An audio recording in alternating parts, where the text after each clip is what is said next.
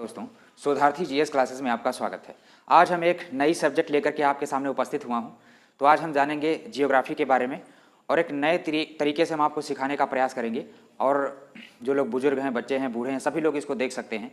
जो व्यक्ति मजदूरी करते हैं वो भी इसको सीख सकते हैं, और जो घर में महिलाएँ हैं, कम पढ़ी लिखी हैं, वो भी इसको देख सकती हैं, बशर्ते उसको हिंदी पढ़ना और लिखना आता हो। तो वो सीख करके वो अपने बच्चों, छोटे बच्चों को भी सिखा सकती हैं। इसके अलावा ये चपरासी से लेकर के आईएएस तक का आपका कॉन्सेप्ट क्लियर करेगा। तो आइए आज हम स्टार्ट करते हैं जियोग्राफी, एक नया बढ़िया बेहतरीन सा टॉपिक, और बिल्कुल बेसिक से शुरू करते हैं। जिनको कुछ भी नहीं आता है वो भी सीख जाएं। तो आइए स्टार्ट करते हैं। तो सबसे पहले जियोग्राफी में हम सिखाएंगे कि आपका अक्षांश और देशांतर क्या होता है। अक्षांश और देशांतर, ये दो चीज़ें समझिएगा। पूरा आज का लेक्चर हमारा इसी पर आधारित रहेगा। पहले इसको सीखेंगे, हम एक एक चीज़ का एनालिसिस करेंगे। तो देखिए, अक्षांश क्या होता है। हमारी जो पृथ्वी है वो टोटल है इस तरीके से गोल। अब पूरी तरह से तो गोल नहीं, ये जियाड है, टेढ़ी मेढ़ी है, लेकिन उसको हम काल्पनिक रूप से गोल मान लेते हैं। तो देखिए, अब कुछ दिशाएं हैं। दिशाओं की अगर हम बात करें तो यहाँ पर हम आपको बता देना चाहूँगा कि ये हो गया आपका पूर्व दिशा। आपके दाहिने हाथ में कौन सी दिशा होती है? पूरब दिशा होती है। और आपके बाएं हाथ में की तरफ जो है पश्चिम दिशा होती है। ये तो आपने रीजनिंग में भी पढ़ रखा होगा। और ऊपर की तरफ आपका उत्तर दिशा होती है और नीचे की तरफ दक्षिण दिशा होती है। इतनी बात अगर आपको क्लियर है और आप जानते हैं, सबसे पहले हम ये जानेंगे कि पृथ्वी पहली बात तो गोल है और ध्रुवों पर चपटी हुई है। तो अगर देखा जाए कि देशांतर और अक्षांश क्या होते हैं, इसके बारे में जानने से पहले सबसे पहले हम ये देखें कि जो है सूरज जो आपका किधर निकलता है? पूरब में। अब ये पूरब में ही क्यों निकलता है, इसको हम देखते हैं। क्योंकि पृथ्वी आपकी जो धुरी है पृथ्वी की, वो 23.5 अंश झुकी हुई है। और पृथ्वी जो अपनी धुरी पर, देखो पृथ्वी दो तरह से चक्कर लगाती है। एक तो सूर्य के चारों ओर चक्कर लगा रही है इस तरीके से, ठीक है, ये सूर्य हो गया, सन हो गया, और ये पृथ्वी जो है, सारे ग्रह सूर्य के चारों ओर चक्कर लगा रहे हैं। और दूसरा, ये अपनी धुरी पर भी घूम रही है, ठीक है। तो पृथ्वी जो अपनी धुरी पर घूमती है, तो ये पूर्व से पश्चिम घूमती है या पश्चिम से पूर्व? ये प्रश्न आपसे पूछा जा सकता है कि पृथ्वी अपनी धुरी पर घूमती है पूर्व से पश्चिम, पश्चिम से पूर्व, ये दोनों, या इनमें से कोई नहीं, कभी पूर्व तो कभी पश्चिम। तो इसमें क्या होगा कि जो हमारी पृथ्वी है वो पूरब से पश्चिम की ओर चक्कर लगाती है। अगर आप ऐसा कहते हैं तो गलत हो जाएगा। पश्चिम से पूर्व, पश्चिम से पूर्व का मतलब ये पश्चिम हो गया, ये पूर्व हो गया, और सूरज जो निकलता है वो पूर्व में निकलता है, ठीक है। अब क्यों निकलता है आज समझ में आएगा। देखो, पृथ्वी जो ऐसे है, ये अपनी धुरी पर पश्चिम से पूर्व घूमती है इस तरीके से, गोल गोल, ठीक है, ऐसे ऐसे घूमती है अपनी धुरी पर। तो पश्चिम से पूर्व इस तरीके से। अगर पूर्व से पश्चिम घूमती, अगर पृथ्वी पूर्व से पश्चिम घूमती, तो आपका सूर्योदय पश्चिम में और सूर्यास्त पूर्व में होता, ठीक है। आइए कुछ उदाहरण के माध्यम से समझते हैं। चलिए, हमारे पास कुछ नहीं है, बच्चों के सिखाने के लिए है। वैसे हम ग्लोब का भी यूज कर सकते हैं। एक्चुअली मेरे पास अभी ग्लोब है तो, लेकिन वो टूटा हुआ है।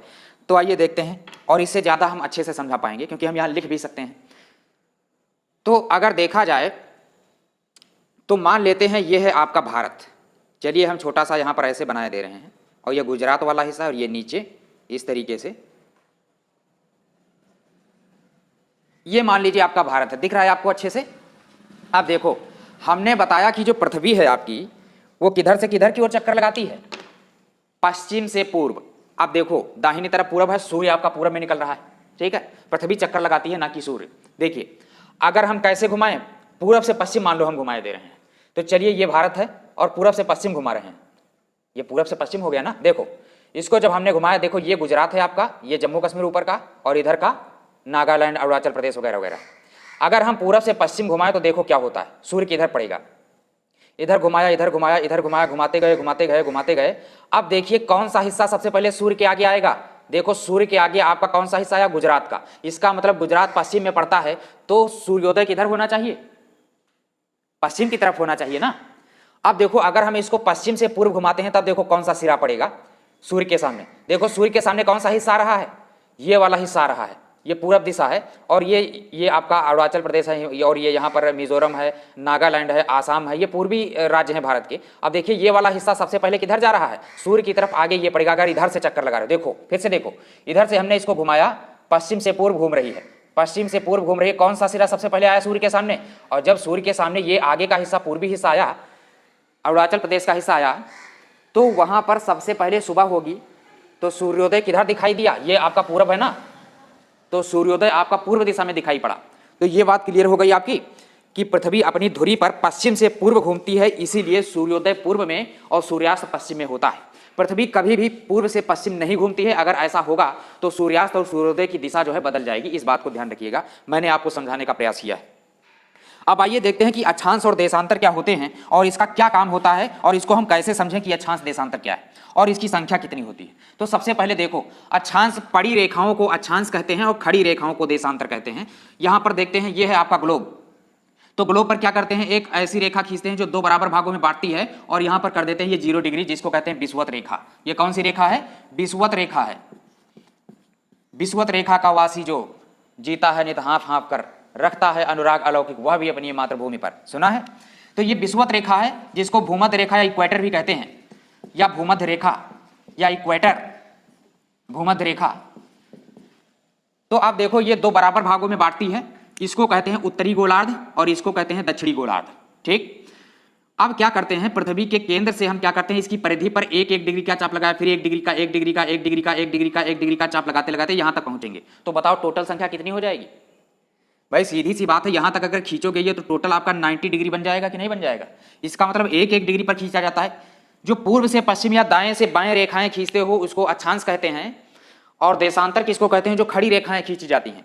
इस तरीके से 1 डिग्री पर खींचा जाता है, 1 डिग्री पर खींचा जाता है, खींचते खींचते इस तरीके से बढ़ते जाते हैं और इसको इस तरीके से जो है खींचते जाते हैं। नीचे की तरफ भी खींचेंगे, अब यहां से नीचे की तरफ 1 डिग्री का चाप लगाएंगे तो यहां तक पहुंचेंगे तो कितना हो जाएगा, 90। तो अब देखिए कितनी हो गई, 90 इधर हो गए और 90 इधर हो गए, एक 0 वाला भी तो है, तो 90 और 90 जोड़ोगे तो कितना हो जाएगा, 180 प्लस 1, ये 0 वाला भी तो जोड़ेंगे तो एक और हो गया। 0 नहीं जोड़ना है, लाइन हमको संख्या जोड़नी है, तो एक और जोड़ देंगे तो टोटल कितनी हो जाएगी, 181। इसका मतलब अक्षांश आपके कितने होते हैं, टोटल 181 होते हैं। ठीक है, अब आप लोग सोच रहे होंगे कि सर ने यहाँ केंद्र से सेंटर से 1 डिग्री का चाप यहाँ तक ही क्यों लगाया, यहाँ क्यों नहीं लगाया। तो आइए देखते हैं, यहाँ पर समझते हैं। वास्तव में जब भी आपका अक्षांश खींचा जाता है पृथ्वी पर या काल्पनिक रूप से, वास्तव में रेखाएं वास्तविक रूप से नहीं दिखाई देती हैं, कागज पर या मानचित्र पर या ग्लोब पर काल्पनिक रेखाएं खींची जाती हैं। ये रेखाएं खींची जाती हैं अध्ययन की सुविधा के लिए। पृथ्वी पर ही आपको कहीं नहीं मिलेगी कि हमने वहां पर देखिए विषुवत रेखा को पार किया, रास्ते में मिली, है ना, ऐसा नहीं होता है। तो मान लीजिए ये है आपकी पृथ्वी या ग्लोब मान लीजिए। आप क्या करते हैं, हमने बताया, इसको ऐसे समझते हैं, जो हम पूरब से पश्चिम या दाएं से बाएं पड़ी रेखाएं खींचते हैं उसको अक्षांश कहते हैं, और उसकी संख्या आपने देखा कितनी निकाली हमने, 181। देखो जब हम खींचेंगे तो इसके चारों तरफ खींचेंगे, मैं खींच करके दिखाता हूं, इस तरीके से चारों तरफ से खींची जाएगी। ये गेंद हमने ले लिया और चारों तरफ से खींच दिया, बीचों बीच में ये हो गई आपकी भूमध्य रेखा। अब क्या करेंगे, यहां से कोई एक सेंटर मानेंगे और 1 डिग्री का चाप लगाते जाएंगे। 1 डिग्री का जब चाप लगाओगे तो मान लीजिए मैं खींच रहा हूं, 1 डिग्री पर मैं खींच रहा हूं, खींचते खींचते सारी मैंने खींच लिया लाइनें, खींचते खींचते खींचते खींचते ऊपर पहुंचेंगे तो एक समय ऐसा आएगा कि मैं रेखा नहीं खींच पा रहा हूं, मैं गोला नहीं खींच पा रहा हूं, केवल एक बिंदु रह जा रहा है। तो आइए इसका और वही काम नीचे करते चले जाएंगे। ठीक है, तो आइए समझते हैं। तो ये हो गया आपका अक्षांश जो पूरब से पश्चिम की ओर खींचा जाता है। उसके बाद हम देशांतर की चर्चा करेंगे। अगर आपसे कहे कि बताओ अक्षांशों की कितनी संख्या है तो आप बताओगी 181। क्या बताओगे, 181, क्योंकि 0 के ऊपर 90 हो गए और 0 के नीचे 90 हो गए और ये पूरा चारों तरफ हम खींचते हैं।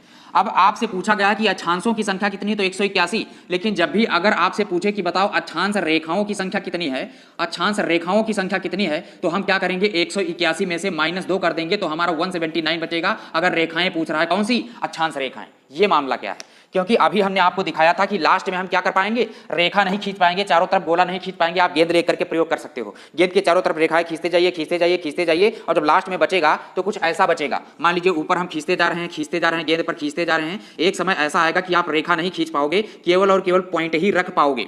ठीक है, तो वो रेखा नहीं कहलाएगी। तो एक यहां पर हो गई, यहां पर उत्तरी गोलार्ध में, मतलब एक गोला खींचते गए ऊपर की तरफ, एक बिंदु नीचे हो गया, और नीचे की तरफ भी तो खींचेंगे तो एक बिंदु यहां पर हो जाएगा, तो वो 2 रेखाएं नहीं कहलाएंगी। तो जब आपसे पूछे कि अक्षांश क्या होता है, वास्तव में पृथ्वी के केंद्र से परिधि पर की जो कोणीय दूरी होती है, 1 डिग्री का एंगल बनाया जाता है, वो होता है। ठीक, तो अक्षांश तो पॉइंट रखेंगे तो एंगल तो बनेगा ही, भले रेखा ना खींची जाए।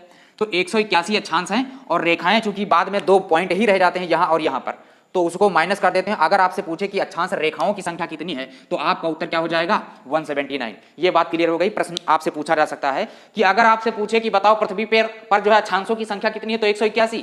अगर आपसे पूछे कि अक्षांश वृत्तों की संख्या कितनी है, क्योंकि पूरा हम गोला वृत्त खींचते हैं ना, तो आपका उत्तर क्या होगा, 179। क्यों? क्योंकि लास्ट में हम ऊपर और नीचे, उत्तरी ध्रुव और दक्षिणी ध्रुव पर गोला नहीं खींच पाओगे, वृत्त नहीं खींच पाओगे, तो आपका क्या हो जाएगा 179। अगर अक्षांश रेखाएं पूछे या अक्षांश समानांतर पूछे या अक्षांश रेखाएं पूछे या अक्षांश वृत्त पूछे तो आपका उत्तर 179 होगा। अगर केवल और केवल अक्षांश पूछ रहा है कि कितने होते हैं तो 181 होगा। यह बात आप समझ पाए हैं।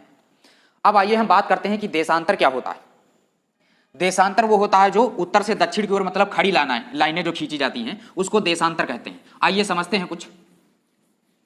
तो अक्षांश हो गया, ये आपकी हो गई पृथ्वी, इस तरीके से ये पृथ्वी गोल हो गई, और यहां से हम क्या करते हैं, देशांतर खींचना है, तो ये इसको जो हम मानते हैं तो इसको कहते हैं 0 डिग्री देशांतर। क्या कहते हैं? 0 डिग्री देशांतर। और जहां से एक देशांतर शुरू होता है वहीं से एक एक डिग्री पर हम क्या करते जाते हैं, यहां से शुरू किया और जाकर के यहीं से मिला दिया। और जबकि अक्षांश जो होते थे वो अलग अलग होते थे, आपस में मिले नहीं होते थे।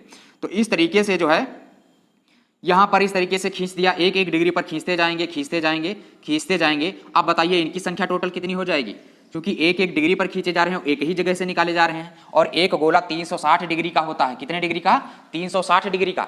ठीक है। हाँ, अगर ये जिस तरीके से अक्षांश आपका आया है 181 179 होता, कब होता कि अगर हम रेखाएं कुछ इस तरीके से खींचते अलग अलग जगहों से तो हमारा 180 या 181 आ जाता।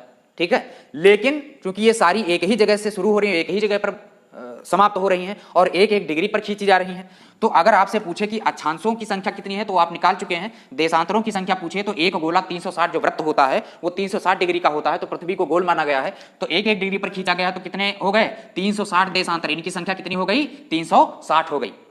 अब ये जो 0 डिग्री वाला है इसको क्या कहा जाता है? प्रधान माध्यान्ह रेखा या मानक समय रेखा।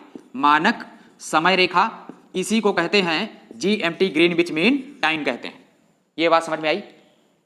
तो यहां पर 2-3 चीजें सीखी आपने कि देखा कि पृथ्वी अपने धुरी पर किधर से किधर की ओर चक्कर लगाती है, तो आपने देखा कि पश्चिम से पूर्व की ओर चक्कर लगाती है।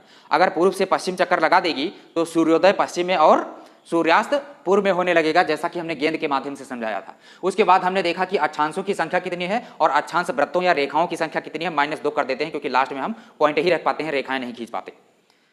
तो इस तरीके से देखा हमने। फिर इसके बाद देखा कि देशांतरों की टोटल संख्या कितनी है, 360 है, और ये उत्तर से दक्षिण की तरफ खींचे जाते हैं। 0 डिग्री को मानक समय रेखा कहते हैं, और इसके जो जस्ट अपोजिट है वो 180 डिग्री की होगी। भाई अगर हमने ये खींचा है इस तरीके से, ये 0 डिग्री का मान लिया, अगर इसके अपोजिट साइड में होगी इस तरीके से, हम यहाँ पर दिखाई दे रहे हैं, दिखाई तो नहीं देगी, तो ये जो एंगल बनेगा वो 180 का ही तो बनेगा। तो मतलब जो 0 के जस्ट पीछे वाली जो लाइन होगी देशांतर होगा वो 180 डिग्री का कोण बनाएगा। और इस 180 डिग्री को क्या कहते हैं? इसको कहते हैं अंतरराष्ट्रीय तिथि रेखा। क्या कहते हैं? 180 डिग्री को कहते हैं अंतरराष्ट्रीय तिथि रेखा। अंतरराष्ट्रीय तिथि रेखा, तिथि रेखा। ठीक। 0 डिग्री को समय रेखा, 0 डिग्री देशांतर को समय रेखा, और 180 डिग्री देशांतर को, अक्षांश नहीं बोलना है, 0 डिग्री देशांतर को क्या कहते हैं? समय रेखा, और 180 डिग्री देशांतर को मानक समय रेखा कहते हैं।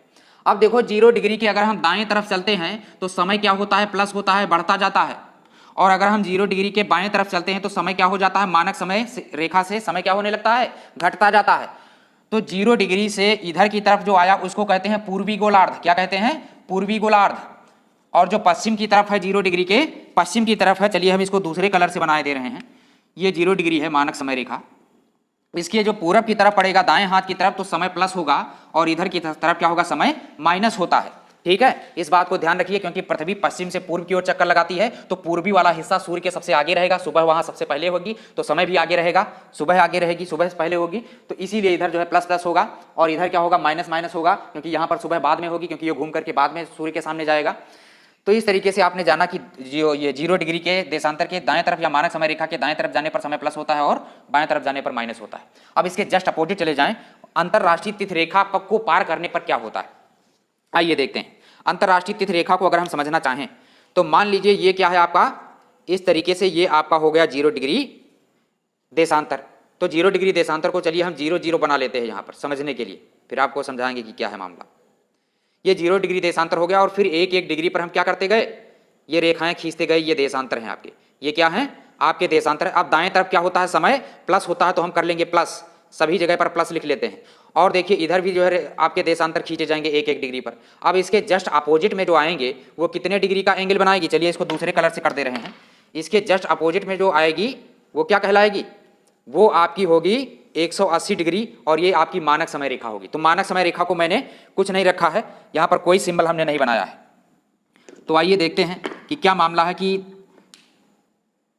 0 डिग्री देशांतर या मानक समय रेखा के दाएं तरफ जाने पर समय बढ़ता है और माइनस होता है। क्यों बढ़ता है तो आप समझ गए होंगे, क्योंकि पृथ्वी पश्चिम से पूर्व की ओर चक्कर लगाती है, तो ये वाला सिरा सूर्य के आगे रहेगा, तो सुबह पहले होगी, मतलब दिन की अवधि आगे रहेगी, इसीलिए समय भी आगे रहेगा।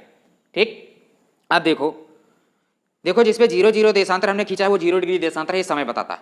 आप जरा बताइए कि इधर हम पूरा घूम करके जाएंगे यहाँ तक तो ये पूरा 180 डिग्री हो जाएगा, और इधर से बाएं तरफ जाएंगे तो ये पूरा 180 डिग्री हो जाएगा। तो 180 डिग्री बराबर कितना हो गया, 360 डिग्री का अंतर हो गया। कहने का मतलब ये है, ये 0 डिग्री है आपका, इधर से घूमते हुए जब 180 डिग्री पर जाएंगे तो 180 डिग्री, 0 से वहां तक जाएंगे, पीछे आपकी कौन सी है, 180 डिग्री। तो कितना डिग्री घूम गए, 180 डिग्री। जब इधर से चलेंगे तब भी कितना घूम गए, 180 डिग्री। इसका मतलब 180 और 180 कितना हुआ, 360 डिग्री हो गया। इसका मतलब 360 डिग्री बराबर पूरा का पूरा 24 घंटा हो जाता है। अब जरा ये भी जान लें कि 1 डिग्री बराबर आपका 4 मिनट के बराबर होता है। कितने मिनट के, 1 डिग्री बराबर 4 मिनट होता है, इस बात को ध्यान रखिएगा। दूसरा, अब अगर देखा जाए कि 1 घंटे में कितने डिग्री होते हैं, तो सीधी सी बात है 1 घंटे में क्या होता है, 360, पृथ्वी पूरी है 360 गोल, तो 360 डिग्री की हो गई। और दिन होते हैं, दिन में 24 घंटे होते हैं। जब इसको डिवाइड करेंगे तो 24 एकम 24 और पंचे, इस तरीके से लग जाएगा 15। मतलब 1 डिग्री में 15 चौको 60 ऐसे भी ले सकते हो। जब 1 डिग्री में 4 मिनट तो 15 डिग्री में क्या हो जाएगा आपका, 1 घंटा हो जाएगा। कितना हो जाएगा, 1 घंटा। तो सीधी सी बात है 360 डिग्री बराबर 24 घंटे के बराबर होता है। तो 24 घंटा आ गया ना, तो 1 दिन का पूरा पूरा अंतर हो गया ना। तो जब इसको क्रॉस करोगे, मानक समय रेखा 180 डिग्री अंतरराष्ट्रीय तिथि रेखा को क्रॉस करोगे तो पूरा का पूरा 1 दिन का अंतर आता है। कहने का मतलब यह है कि अगर आप, हमने बताया कि इसके दाएं तरफ जाओगे तो समय प्लस होगा और इसके बाएं तरफ जाओगे तो समय माइनस होगा। यह समय रेखा की बात हो रही है। लेकिन तिथि रेखा की बात आ जाए तो जस्ट इसका उल्टा होता है, क्योंकि ये इसके जस्ट अपोजिट साइड में है। आइए देखते हैं। तो हमने क्या किया, यहां पर हमने प्लस प्लस लिख लिया, इस साइड में हमने क्या कर लिया, प्लस प्लस लिख लिया समझाने के लिए, ताकि कंफ्यूजन दूर हो जाए। और इधर हमने, क्योंकि मानक समय रेखा के 0 हमने लिखा ना, इधर की तरफ समय क्या होता है, माइनस होता है, तो हमने इधर पूरा पूरा माइनस लिख लिया ताकि आपको अच्छी तरीके से समझ में आए। आप बताओ, जब समय माइनस होता है तो तिथि भी पीछे रहेगी ना, माइनस का मतलब समय पीछे रहेगा। तो और दूसरे माइनस किसमें से, जो लंदन से समय होगा, इधर की ओर बढ़ते जाएंगे तो लंदन के समय से कम घटता जाएगा, और इधर लंदन के समय से ये समय आगे रहेगा, प्लस में रहेगा। ठीक है, आप देखो इधर जब हम घूम गए पूरा जो है अंतरराष्ट्रीय तिथि रेखा पर आ रहे हैं। अब अंतरराष्ट्रीय तिथि रेखा पर आए तो दाएं तरफ माइनस हो गया, मतलब अब ये तिथि रेखा है तो तिथि इधर एक डेट घटी हुई दिखाएगा और बाएं तरफ आपके एक डेट बढ़ी हुई दिखाएगा। देखो मैंने इधर प्लस लिखा हुआ है, ध्यान से समझना ताकि आपको अच्छी तरह से समझ में आए। देखिए दिख रहा है आपको, इधर आप जाइए 0 डिग्री के प्लस हमने दाएं तरफ खींचा था, ये देखो सब प्लस हैं, ये सब प्लस हैं। इधर समय प्लस हो रहा है और इधर समय माइनस हो रहा है। ठीक है, और अगर हम तिथि रेखा पर जाएं तो देखिए क्या होता है, घुमाया, ये आपकी तिथि रेखा हो गई जस्ट अपोजिट, 0 के जस्ट अपोजिट 180 डिग्री अंतरराष्ट्रीय तिथि रेखा है। तो देखो दाएं तरफ आ गया माइनस वाला और इधर आ गया प्लस। अभी उधर घुमा करके देखा था तो इधर प्लस था और इधर माइनस था। तो कहने का मतलब ये तिथि रेखा है, तो तिथि दाएं तरफ जाओगे तो एक माइनस हो जाएगी और बाएं तरफ जाओगे तो एक प्लस हो जाएगी। कहने का मतलब यह है कि अगर जहां से अंतरराष्ट्रीय तिथि रेखा गुजरती है, भले ही तुम्हें आपको 2 ही मिनट का समय लगे, अगर इधर से तुम इधर गए तो इधर अगर रविवार है तो इधर सोमवार हो जाएगा, 1 दिन बढ़ाना पड़ेगा, ये शर्त है। और अगर इधर से इधर गए, भले ही 2 मिनट का समय लगा, 24 घंटे का समय लगे या ना लगे, इधर आपका क्या, इधर से अगर इधर जाओगे तो इधर हो जाएगी 1 दिन माइनस। ठीक, तो आइए इसको हम समझाने का प्रयास करते हैं। ये आपकी अंतरराष्ट्रीय तिथि रेखा हो गई 180 डिग्री, कितनी, 180 डिग्री। अगर हम इसके दाएं तरफ जाते हैं तो समय क्या हो जाता है, समय तो प्लस होता है 0 डिग्री के दाएं तरफ जाओगे, लेकिन इधर क्या, क्योंकि ये जस्ट अपोजिट है तो इधर माइनस हो जाएगा। और अगर आप क्या करोगे, अंतरराष्ट्रीय तिथि रेखा के को पार करके पश्चिम की तरफ जाओगे, पूर्व से पश्चिम की तरफ जाओगे तो एक डेट, 1 दिन का अंतर हो जाएगा, मतलब बढ़ जाएगा। कहने का मतलब ये है कि मान लो आज तारीख यहाँ पर कितनी है, इधर वाली साइड में, इधर साइड में मान लीजिए कितनी डेट है, 25 सितंबर 2021 है मान लो, तो इधर कितनी हो जाएगी, इधर आप जब क्रॉस करोगे, मान लीजिए मैं यहाँ पर पढ़ा रहा हूँ, इस जगह पर हूँ, ये अंतरराष्ट्रीय तिथि रेखा है, और थोड़ी देर में मैंने देखा कि मेरी जो बाइक खड़ी हुई है वो अंतर्राष्ट्रीय तिथि रेखा के उस पार जो बाइसिकल स्टैंड है वहां पर खड़ी है, और जैसे ही मुझे 2 मिनट क्रॉस करने में लगा तो इधर मैं जाऊंगा तो हम पाएंगे कि इधर डेट कितनी हो गई है, अब 26 सितंबर हो गया है। क्या हो गया है? 26 सितंबर 2021 में आप आ गए हैं। अगर मान लीजिए दिन कौन सा है आपका, अगर शुक्रवार है, ठीक है, मान लेते हैं शुक्रवार है, जो भी रहे दिन, मान लीजिए इधर शुक्रवार है तो इधर कौन सा एक दिन बढ़ा हुआ दिखाएगा, यानी कि इधर आपका शनिवार होगा। आपका क्या होगा? शनिवार होगा। भले ही आपको इधर क्रॉस करने में 1 मिनट का समय लगे या 1 सेकंड का समय लगे, आपको तिथि बदलनी पड़ेगी, क्योंकि पूरा का पूरा हमारा 360 डिग्री का अंतर आ जाता है, और 360 डिग्री बराबर 24 घंटा होता है। ये बात क्लियर हो गई। समय में दाएं तरफ प्लस होता है और जबकि तिथि में दाएं तरफ माइनस हो जाता है, एक दिन माइनस करना होता है। तो प्रश्न पूछता है कि अगर आप अंतरराष्ट्रीय तिथि रेखा से पश्चिम से पूर्व की ओर जाते हो तो दिन में क्या अंतर होगा? एक दिन घट जाएगा या एक दिन बढ़ जाएगा? तो क्या होगा? अगर पूर्व की तरफ जा रहे हो तो एक दिन घट जाएगा, अगर पश्चिम की तरफ जा रहे हो तो एक दिन बढ़ जाएगा। दिन बढ़ जाएगा तो एक दिन डेट भी बढ़ जाएगी। अब आपसे प्रश्न पूछा जाएगा, जिस तरीके से आपसे प्रश्न पूछा जाता है कि बताइए कि कर्क रेखा भारत के कितने राज्यों से होकर के गुजरती है, तो उसी तरीके से मैं अगर आपसे प्रश्न पूछ दूं कि बताइए अंतरराष्ट्रीय तिथि रेखा कितने देशों से होकर के गुजरती है, क्योंकि प्रश्न भी आपसे पूछा जाता है कि बताओ कर्क रेखा कितने देशों से या निम्नलिखित में से किस देश से कर्क रेखा गुजरती है, नहीं गुजरती है, भूमध्य रेखा किस देश से गुजरती है, निम्न में से किस देश से नहीं गुजरती है, मकर रेखा किस देश से गुजरती है, किस देश से नहीं गुजरती है। इस तरीके से प्रश्न पूछा जाता है। और उसी तरीके से आपसे पूछेगा कि मानक समय रेखा कितने देशों से होकर के गुजरती है, या मानक समय रेखा निम्नलिखित में से किस देश से नहीं गुजरती है, या किस देश से गुजरती है, कैसे भी घुमा करके प्रश्न आपसे पूछा जा सकता है। तो मैं आपसे प्रश्न पूछता है कि बताओ अंतरराष्ट्रीय तिथि रेखा कितने देशों से होकर के गुजरती है, बताइए। तो मैं आपको बता दूं, अंतरराष्ट्रीय तिथि रेखा चाहे तो गुजर सकती थी किसी भी देश से, लेकिन उसको कई जगहों पर मोड़ दिया गया है। क्या कर दिया गया है? मोड़ दिया गया है। जो आपकी अंतरराष्ट्रीय तिथि रेखा है वो बेरिंग जल संधि के बीचों बीच से होकर के गुजरती है, और फिजी देश को बचाने के लिए, और भी कई सारे छोटे छोटे द्वीपीय देश हैं, उनको बचाने के लिए कि उनके ऊपर से ना गुजरे। याद रखिए, अंतरराष्ट्रीय तिथि रेखा किसी भी देश से नहीं गुजरती है, और कोशिश की गई है किसी देश से गुजरे भी ना। अगर किसी देश के बीचों बीच से गुजर जाएगी तो समय तो हम मैनेज कर लेते हैं, आधा घंटा या आगे पीछे करके मानक समय रेखा से हम समय आगे पीछे कर लेते हैं, या एक से अधिक मानक समय मान करके, मानक समय रेखाएं मान करके हम समय निकाल लेते हैं। जैसे रूस में 11 मानक समय चलते हैं, भारत में 82.5 डिग्री मानक समय चलता है, ठीक है। लेकिन समय में ये डेट में बड़ी दिक्कत हो जाएगी। पता चला, मान लो एक मैं उदाहरण देता हूं, अगर आप इलाहाबाद में बैठे हुए हो, मान लो ये इलाहाबाद है और इलाहाबाद से यहां से गुजर गई, तिथि रेखा की बात कर रहा हूं, समय रेखा की नहीं। समय रेखा तो इलाहाबाद के नैनी से गुजरती ही गुजरती है, कहीं कहीं मिर्जापुर दिया रहता, वो हम कंफर्म करेंगे आगे क्या है मामला। तो ये देखिए, मान लीजिए ये इलाहाबाद है, क्या है? इलाहाबाद। तो इलाहाबाद के दाएं तरफ अगर हम यहां से गुजार दी गई, वो बीचों बीच से गुजार दी गई, आधे मोहल्ले इधर और आधे मोहल्ले इधर, ठीक है। तो अगर देखा जाए तो एक व्यक्ति यहां पर, अब देखा जाए तो इधर शुक्रवार है, क्या है? मान लो शुक्रवार है तो इधर क्या होगा? दाएं तरफ माइनस, तो एक इधर बढ़ जाएगा, बाएं तरफ जाओगे दिन, तो शुक्रवार, और इधर क्या हो जाएगा? शुक्रवार, एक दिन बढ़ा हुआ दिखाएगा, तो ये शनिवार हो जाएगा। इधर डेट आपकी मान लीजिए 25 सितंबर है, 25 सितंबर है, और इधर क्या है? इधर एक बढ़ जाएगी, तो ये 26 सितंबर हो जाएगा। क्या हो जाएगा? 26 सितंबर। अब बताइए, मान लीजिए अब आपको एडमिट कार्ड जारी किया गया, ठीक है, परीक्षा के लिए किसी भी परीक्षा का एडमिट कार्ड जारी किया गया, तो क्या उस पर 2 डेट लिखेगा कि भैया मानक समय रेखा के, ये अंतरराष्ट्रीय तिथि रेखा जो गुजरती है उसके इधर वाले, तो बड़ी दिक्कतें हो जाएंगी। पता चला इधर जो इधर वाले लोग हैं एडमिट कार्ड में लिख करके आए 25 सितंबर को पेपर होगा, तो ये जो है क्या करेंगे, ये वाले तो दे आएंगे 25 सितंबर, और ये यहां तो 26 तारीख हो जाएगी उसी दिन, तो अलग अलग डेट मिलेंगी हमको, तो बड़ा दिक्कत हो जाएगी। मान लीजिए एक व्यक्ति की शादी है, इस वाले मोहल्ले में रह रहा है इलाहाबाद के, और एक इस मोहल्ले में रह रहा है। अब कार्ड में बंटवाए तो वो क्या बंटवाए, छपवाए कि बारात हमारे निवास स्थान इतने मोहल्ले से इतने किलोमीटर इतनी दूर प्रस्थान करिए। तो अगर मान लीजिए बारात की तारीख कितनी लिख दी गई, 25 सितंबर 2021 को उसकी शादी है, दिन शुक्रवार, तो क्या होगा? 25 तारीख वाले क्या होंगे, तो शादी मना ले लेंगे, 25 तारीख वाले शादी मना लेंगे, और ये क्या होंगे, वहां उसी दिन 26 तारीख होगी। या मान लीजिए इधर कोई तारीख है, 26 सितंबर को शादी है, 26 सितंबर को शादी है, और कुछ लोग इस मोहल्ले में रह रहे हैं, तो जब ये 26 को पहुंचेंगे तो वास्तव में यहां पर क्या हो गई होगी, जब इधर 26 होगी तो इधर 27 हो गई होगी, तो पता चलेगा कि सब वहां टेंट वेंट उखड़ा पड़ा हुआ है, लाइट वाइट सब समेट रहे हैं, शादी हो गई, तो बड़ी दिक्कत हो जाएगी। इसलिए इसी तिथि भ्रम को दूर करने के लिए जगह जगह से मोड़ी गई है, उन देशों को बचाया गया, फिजी को बचाया गया कि वहां से गुजरे ना। अगर गुजर जाएगी तो तिथि में बहुत बड़ा भ्रम हो जाएगा, बहुत बड़ा संकट पैदा हो जाएगा इससे, ठीक है। क्लियर हो गई बात? तो ये अंतरराष्ट्रीय तिथि रेखा और मानक समय रेखा को हमने देखा। अब आपने देखा होगा कि भारत का जो मानक समय रेखा है वो 5.5 घंटा आगे है, लेकिन ये बताओ 5.5 घंटा ही क्यों आगे? रटिए मत, ये 5.5 घंटा है तो 5.5 घंटा ही क्यों आगे, 4.5 घंटा क्यों नहीं? तो आइए मैं आपको बताता हूं कि 5.5 घंटा ही क्यों। देखिए समय लगेगा, इस बात को ध्यान रखिए। कुछ लोगों को हो सकता है कि लग जाए कि सर समय बहुत ज़्यादा लग रहा है, टोटली टाइम वेस्टिंग क्लास। नहीं, आप जरा ये बताओ, अगर एक विद्यार्थी कह रहा है कि समय नहीं है, समय बर्बाद हो रहा है, पढ़ने के बावजूद भी वो कह रहा है कि समय बर्बाद हो रहा है, तो मैं आपको बता दूं, अगर कोई विद्यार्थी कहता है कि समय नहीं है तो समझ लीजिए वो विद्यार्थी नहीं है। अब मैं एक उदाहरण देता हूं।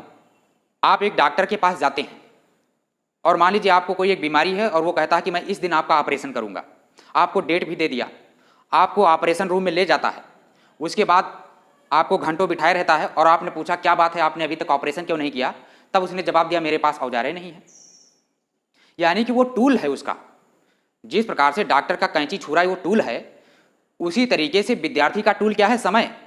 भाई बिना समय के विद्यार्थी कुछ नहीं कर सकता। जिस तरीके से डॉक्टर बिना औजारों के कुछ नहीं कर सकता, तो विद्यार्थी का टूल क्या है? विद्यार्थी का औजार है समय। उस औजार का अर्थात समय का तुम कितना बढ़िया प्रयोग कर पा रहे हो, वही उतने ही अच्छे विद्यार्थी कहलाओगे। एक डॉक्टर उस औजारों का प्रयोग कितने अच्छे से ढंग से कर रहा है, कितनी सफाई से चला पा रहा है, वो उतना ही बढ़िया डॉक्टर है। एक किसान का टूल क्या है? हल। अगर वो हल का ही प्रयोग नहीं कर पा रहा है सही प्रकार से, तो जितनी कुशलता से वो चला पाएगा वो अपने टूल को, उतना ही अच्छा उत्पादन वो कर पाएगा, उतना ही अच्छा खुशहाल किसान बनेगा। तो एक विद्यार्थी को चाहिए कि जब वो समय की बात कर रहा है तो उसी तरीके से, जिस तरीके से किसान का टूल हल है और एक डॉक्टर का टूल औजार है, उसी तरीके से विद्यार्थी का टूल क्या है? समय। तो अगर आप कह रहे हो कि भैया क्लास लंबी हो रही है, समय बर्बाद हो रहा है, तो मैं कहता हूं कि तैयारी फिर मत करो। भाई विद्यार्थी का टूल ही है समय, उसका मैक्सिमम यूटिलाइज कीजिए, कैसे उसका उपयोग कर रहे हो। ठीक है, तो समय की बात मत करिए, समय लगेगा। देखो सीखने में समय लगेगा, विद्यार्थी को समय देना पड़ेगा, ज़्यादा से ज़्यादा देना पड़ेगा समय। तो आइए शुरुआत करते हैं ज़्यादा बातें ना करके। तो हमने बताया अक्षांश देशांतर। अब ये 5.5 घंटा ही क्यों आगे है, आइए देखते हैं। ये है आपकी पृथ्वी और ये है आपका 0 डिग्री मानक समय रेखा, जो कि लंदन से होकर के गुजरती है। और आप जानते हो कि अगर हम इसको इधर से डिवाइड करें तो ये पूर्वी गोलार्ध हो जाएगा। क्या होगा? पूर्वी गोलार्ध। और ये क्या हो जाएगा? पश्चिमी गोलार्ध हो जाएगा। क्या होगा? पश्चिमी गोलार्ध हो जाएगा। अगर इसको इस तरीके से हम डिवाइड करते हैं तो इसको कहते हैं 0 डिग्री भूमध्य रेखा, जो कि अक्षांश है। इस तरीके से जो रेखाएं खींची जाती हैं वो अक्षांश होती हैं, जो खड़ी लाइनें खींची जाती हैं उनको देशांतर कहते हैं। देशांतर का काम है समय निर्धारित करना और अक्षांश का काम है वितरण या किसी भी स्थिति को स्पष्ट करना। तो यहाँ पर देखते हैं, और ये आपकी 0 डिग्री हो गई। जो भारत आपका पड़ता है ये इस जगह पर पड़ता है। मतलब अगर आपसे कह दिया जाए कि भारत बताओ कहाँ पर पड़ता है, तो क्या कहोगे? उत्तरी गोलार्ध, उत्तर पूर्वी गोलार्ध। तो जब इसके पर्पज से देखेंगे, पर्सपेक्टिव से देखेंगे, तो ये उधर उत्तरी गोलार्ध और इधर क्या होगा? दक्षिणी गोलार्ध। चलिए इसको हटा देते हैं। अब ये क्या हो जाएगा? ये उत्तरी गोलार्ध हो जाएगा, उत्तरी गोलार्ध, और ये क्या हो जाएगा? दक्षिणी गोलार्ध। और भारत पड़ता है यहाँ पर। अगर देशांतरों में इसको डिवाइड करें, पूर्वी गोलार्ध हो जाएगा, ये पश्चिमी गोलार्ध। तो भारत कहाँ पर पड़ेगा? उत्तर पूर्वी गोलार्ध में पड़ता है। ये बात क्लियर हो गई। अब देखो यहां से सारे देशांतर गुजरते हैं और आपने जाना कि 82.5 डिग्री भारत का मानक समय रेखा है। क्या है? 82.5 डिग्री भारत की मानक समय रेखा है। इस बात को ध्यान रखिएगा। और अभी हमने बताया 1 डिग्री बराबर 4 मिनट होता है और 15 डिग्री बराबर 1 घंटा। अभी हम देखेंगे, अभी हम बता रहे हैं कि 5.5 घंटा ही क्यों आगे है। मानक समय रेखा भारत की जो लंदन के समय से 5.5 घंटा ही क्यों आगे है, उसको हम देख रहे हैं। उसके बाद देखेंगे कि भारत की मानक समय रेखा 82.5 डिग्री ही क्यों, 70 क्यों नहीं, 50 क्यों नहीं, 100 क्यों नहीं, ठीक है, या 80 क्यों नहीं, केवल या केवल 82 ही क्यों नहीं। तो देखते हैं, रटना नहीं है, केवल समझिए। अब देखो, जब आपको पता है 1 डिग्री बराबर 4 मिनट होता है, 15 डिग्री बराबर 1 घंटा होता है, तो अब बताओ 82 डिग्री में कितना घंटा बनेगा? 15 डिग्री बराबर 1 घंटा, तो 15 चौको 60, 15 पच्ची 75, मतलब 75 डिग्री में आपका देखो सीधा सीधा कितना बन जा रहा है भाई? 15 डिग्री में 1 घंटा, तो 75 डिग्री में 15 पच्ची 75, 5 घंटा बन गया। अब देखो 82 में से 75 निकल गए, 75 बन गया 5 घंटे के बराबर। अब कितने डिग्री बचे? 7.5 डिग्री। 75 और 7 82 होता है, चूंकि आधा भी है तो 7.5। अब देखो 7 डिग्री का निकाल लो, है ना। जब 1 डिग्री 4 मिनट की होता है तो 7 डिग्री कितने बराबर हो जाएगा? 7 गुणे 4, 7 चौक 28 मिनट के हो जाएगा, है ना। यहाँ पर 1 डिग्री 4 मिनट के, तो 7 गुणे 4 कर देंगे तो 7 चौक 28 मिनट हो गया। लेकिन आधा डिग्री भी तो है, ठीक है। हमने 7.5 बचा, 75 और 7.5 82, अभी हमने केवल 82 का निकाला है, आधा बचा हुआ है। तो ये जो आधी डिग्री है, तो जब 1 डिग्री बराबर 4 मिनट, तो आधी डिग्री बराबर 2 मिनट। तो यहाँ पर 28 मिनट आया था, 2 मिनट इसमें जोड़ देंगे, कितना हो जाएगा? 30 मिनट, मतलब आधा घंटा। 5 घंटा ये हो गया और आधा घंटा ये हो गया, कितना हो गया? 5.5 घंटा आगे है भारत का समय लंदन के समय से। क्यों आगे? अब क्लियर हो गई होगी बात। अब आइए हम देखते हैं कि भारत की मानक समय रेखा 82.5 डिग्री ही क्यों। तो आइए देखते हैं। तो सबसे पहले हम देखते हैं भारत का मैप बना करके अगर आप पढ़ाई कर रहे हैं तो अच्छे से मैप बनाइए, तभी आप अच्छे से कर पाओगे इसको। आइए देखते हैं मैप कैसे बनाते हैं। थोड़ी कोशिश करेंगे, 2-4 दिन कोशिश करेंगे तो आपका आसानी से आपका मैप बन जाएगा। और बहुत ज़्यादा इस पर समय वेस्ट करने की जरूरत नहीं। दिन के केवल 5 मिनट निर्धारित कर लो कि हमको भारत का मैप रोज प्रैक्टिस करना है। रोज मैप देखिए अगर आपको जियोग्राफी सीखनी है अच्छे से।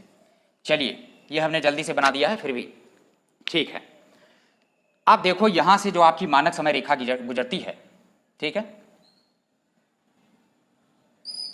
ऐसे ये उत्तराखंड हो गया और यहाँ यूपी हो गया। यूपी के इलाहाबाद के नैनी से कुछ इस तरीके से 82.5 डिग्री गुजरती है, 82.5 डिग्री, जो कि 5.5 घंटा के बराबर है। अब देखो मानक समय रेखा 82.5 डिग्री ही क्यों, इसको देखिए।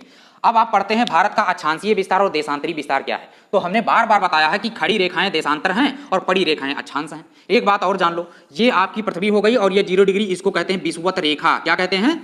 विषुवत रेखा। और उसके नीचे जाएंगे 23.5 डिग्री, कितना? 23.5 डिग्री साउथ में, दक्षिण में, इसको क्या कहते हैं? इसको कहते हैं मकर रेखा। क्या कहते हैं? मकर रेखा। और इसके ऊपर 23.5 डिग्री जाओगे तो ये कहलाती है नॉर्थ, 23.5 डिग्री नॉर्थ, ये कहलाती है कर्क रेखा। इतनी बात क्लियर हुई?